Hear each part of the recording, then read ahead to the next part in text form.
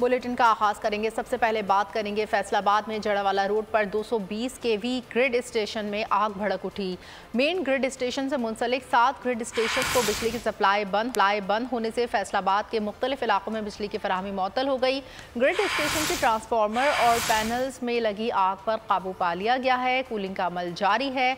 बिजली बहाल करने के लिए फेस्को की टीमें रवाना कर दी गई हैं। फेस्को हुकाम का कहना है कि मुतासरा इलाकों को दूसरे ग्रिड स्टेशन से बिजली फराहम करने के लिए काम कर रहे हैं। बिजली के मुकम्मल बहाली में चंद घंटे लग सकते हैं।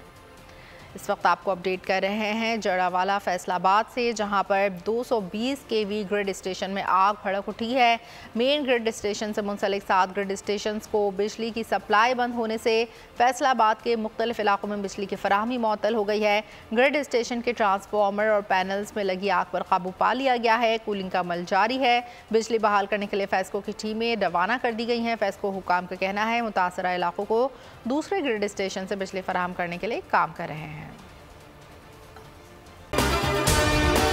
अगर आपको ये वीडियो पसंद आई है तो हमारे चैनल को सब्सक्राइब कीजिए और बेल आइकन पर क्लिक कीजिए। सब्सक्राइब करें और बेल दबाएं ताकि कोई खबर रह न जाए।